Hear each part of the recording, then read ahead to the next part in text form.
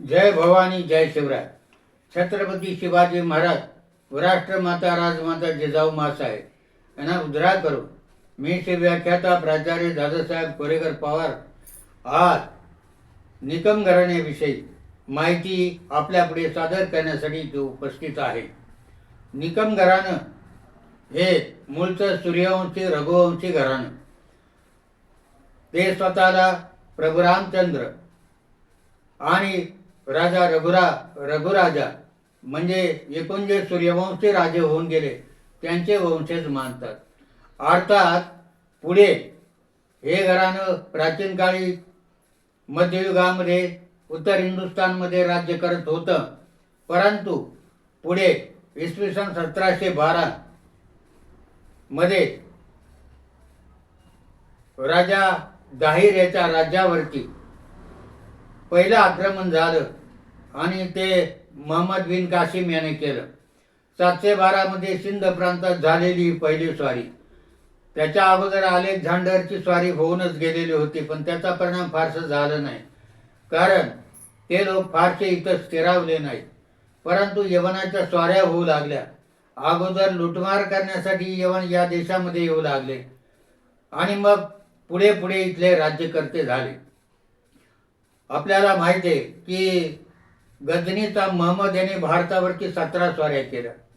त्यानंतर महम्मद घोरी हाही आला आणि यानेही भारतामध्ये पृथ्वीराज चव्हाण त्यावेळेला दिल्लीचा राजा असताना हल्ला केला.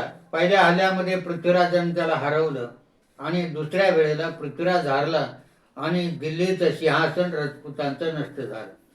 अशा प्रकारचा एक इतिहास आपल्याला पाहायला मिळतो. महम्मद बिन कासिम पासून महम्मद घोरीपर्यंत अनेक यवन इथं भारतावरती आक्रमण करू लागले आणि त्यामुळे उत्तर हिंदुस्थानातील अनेक राजपूत घराणी कोलमडू लागली, क्षत्रिय घराणी कोलमडू लागली. त्यांच्या पुढे टिकाव धरता येईना. गजनीच्या महम्मदापर्यंत ते इथं स्थिरावले नव्हते.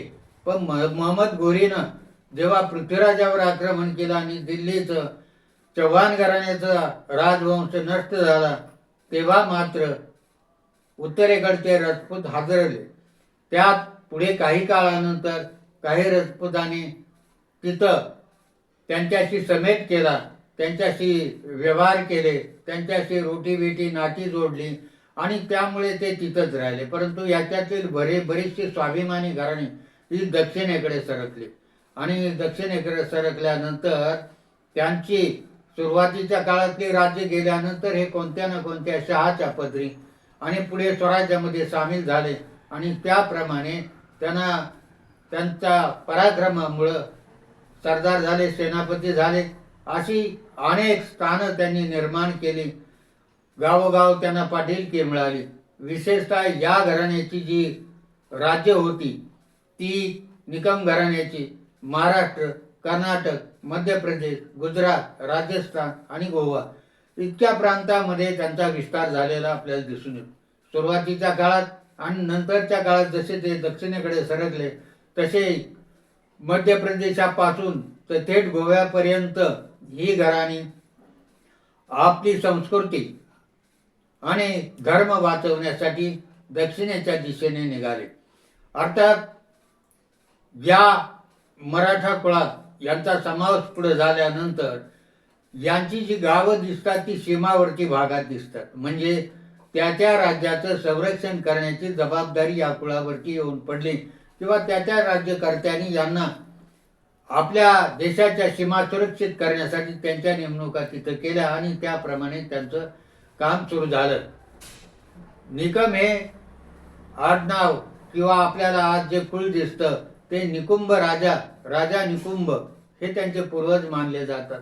आणि निकुंभ पासून निकम हा शब्द अपभ्रंश शब्द तयार झाला. निस्वार्थ स्वार्थरहित सेवा करणारे, परोपकार बुद्धीने काम करणारे अशी त्यांची ख्याती असल्यामुळे निकुंभाचे ते निकम या अर्थी हा शब्द वापरला गेला. या घराण्यातील काही उपकुळही पुढं प्रसिद्धीस आली आणि ती पराक्रमी निघाली. म्हणजे प्रत्येक कुळामध्ये उपकुळा आहे दिसून येतात. आडनावं पडनाव ज्याला म्हणतो आपण, ते मूळ आडनाव एक असतं आणि त्याचे अनेक आडनाव तयार झालेले असतात त्या त्या काळानुसार, त्या त्या गावानुसार, त्या त्या कार्यानुसार, कामानुसार. आणि अशा प्रकारे या घराण्यातील काही जी आडनावं दिसतात ती मराठशाहीमध्ये पुढे स्वराज्याच्या काळामध्ये खूप गाजलेली नावं आहेत. त्यांचा विचार आपण पुढच्या भागात करू, पण आत्ताच्या भागामध्ये फक्त त्यांच्या नावाचा मी उल्लेख करतो की कंक म्हणजे येसाजी कंक, कोंडाजी कंक किंवा कृष्णाजी कंक हे या घराण्यातील अत्यंत पराक्रमी वीर होऊन गेले. येसाजी कंक महाराजांचे पायदळाचे सरसेनापती होते. त्यांची माहिती आपण पुढे घेणार आहोत. बर्गे, सरदार बर्गे यांना कोरेगाव सातारा हे नाव मिळालेलं होतं. तेही शिवछत्रपतीच्या काळात आणि त्याच्यानंतरच्या काळातही त्यांना जी जी कामगिरी दिली ती कामगिरी ते करत होते. त्यानंतर साबळे नावाचं एक कुळ याच घराण्यातला आहे. साबळ्यांचीही वतनदारी होती, त्यांनीही पराक्रम केला, तेही सरदार होते. खलाटे हे एक आडनाव याच निकम घराण्यातून बाहेर पडलेलं आडनाव आहे. आणि ही 4 पराक्रमी कुळं ज्यांचा उल्लेख स्वराज्याच्या इतिहासामध्ये, शिवछत्रपतीच्या इतिहासामध्ये किंवा नंतरच्या काळात संभाजी महाराज, शहाजी महाराज, शिवाजी महाराज, संभाजी महाराज, राजाराम महाराज आणि नंतरच्या पेशवाईच्या काळापर्यंत यांनी अनेक सेनापती, सरदार आणि वतनदार म्हणून कामं केलेली दिसून येतात. खानदेशामध्ये 2 शिलालेख आढळले. शके 1075 म्हणजे इसवी सन 1153 आणि शके 1128 म्हणजे इसवी सन 1226. हा जो काळ येतो या काळामध्ये महम्मद गझनी आणि महम्मद घोरीच्या स्वाऱ्या झालेल्या दिसून येतात. आणि याच काळामध्ये हिंदुस्थानमध्ये असलेलं राजपुतांचं म्हणजे पृथ्वीराज चव्हाणांचं राज्य नष्ट झालं. अर्थात या स्वाऱ्यांचा काळ पाहिला तर या काळापर्यंत फक्त महम्मद घोरीचा एक प्रतिनिधी इथं राहिला होता, बाकी ते येऊन जाऊन असायचे अफगाणिस्तान, तुर्कस्तानमधून. परंतु पुढे जी अनेक घराणी निर्माण झाली यवनांची, तुर्कस्तानमधून आलेली आणि विशेषतः मोगलाईच्या काळामध्ये, त्या काळामध्ये उत्तरेकडची बरीचशी स्वाभिमानी घराणी जी दक्षिणेकडे आली, त्यात परमार पवार होते, चव्हाण होते, निकम म्हणजे निकुंभ होते, असे अनेक घराणी, मोहिते म्हणजे जे हाडा घराण्यातील, चव्हाण घराण्यातील होते. आणि हे पुढे स्वराज्यामध्ये छत्रपती शिवाजी महाराजांच्या काळामध्ये स्वराज्यामध्ये सामील झाले. आणि पुढे हे या इथल्या संस्कृतीशी, इथल्या मातीशी इतके एकरूप झाले की आज त्यांना क्षत्रिय मराठा म्हणूनच ओळखलं जातं. तसंच हे निकम घराणं 96 मराठ्यामध्ये त्याचा नामोल्लेख आपल्याला पाहायला मिळतो. आणि या घराण्याचे संबंध आज महाराष्ट्रामधील सगळ्या क्षत्रिय घराण्याशी म्हणजे 96 मराठ्याशी दिसून येतात. अर्थात या घराण्याचा कुलवृत्तांत जर पाहिला तर हे घराणं सूर्यवंशी किंवा त्याला रघुवंशी म्हणतात. त्याचं गोत्र मानव्य, काही लोक वशिष्ठ आणि पराशर असे त्या भागानुसार मानतात. यांचा मूळ पुरुष जो आहे तो राजा निकुंभ, लग्नातील देवक वेळू कळक किंवा ज्याला आपण बांबू म्हणतो.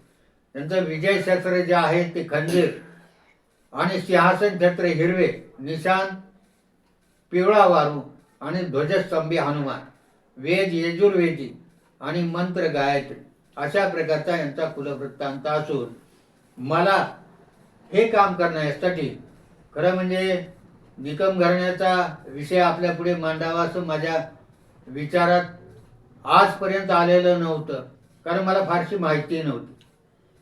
आणि माझे एक मित्र कॉलेजचे श्री मुरलीधर शंकरराव निकम, मुक्काम पोस्ट चिंचोशी, तालुका खेड, जिल्हा पुणे, हे सेवानिवृत्त पोलीस उपायुक्त आहेत. आणि त्यांनी सहज विषय काढला की तुम्ही इतके दिवस इतक्या लोकांच्या घराण्याची माहिती दिली, आमच्या घराण्याची काय माहिती मिळते का म्हणून त्यांनी मला विचारलं. आता म्हटलं मला पाहायला लागेल. आणि त्यानंतर मी सिंध तालुका घोर येथे वीर बाजी प्रभू विद्यालय सिंध तालुका घोर, जिल्हा पुणे येथे प्राचार्य असताना माझे एक मित्र सहकारी निकम भटू गंजीधर, मुक्काम पोस्ट गुगुळवाड, तालुका मालेगाव, जिल्हा नाशिक यांच्याशी संपर्क केला आणि त्यांना विचारलं की सर, तुमच्या घराण्याची मला माहिती प्रसारित करायची आहे, माझ्या एका मित्राची इच्छा आहे, तर जर आपल्याकडे काही माहिती असेल तर मला पाठवा. आणि त्यांचं खूप मोठं सहकार्य लाभलं. ऐतिहासिक माहिती जरी माझ्याकडे असली, कोणत्या काळात कोणती घराणे राज्य करत होते हे मी सांगत असतो, आणि त्याचबरोबर त्या घराण्याची माहिती निश्चित मिळण्यासाठी त्या घराण्याशी संपर्क करावा लागतो. त्याप्रमाणे संपर्क केल्यानंतर निकम सरांनी मला खूपशी मदत केली, सहकार्य केलं, आणि त्यामुळे मी आज आपल्या पुढे जे बोलत आहे. कारण हे घराणं संपूर्ण महाराष्ट्रभर आणि अनेक राज्यात पसरलेलं आपल्याला दिसून येतं.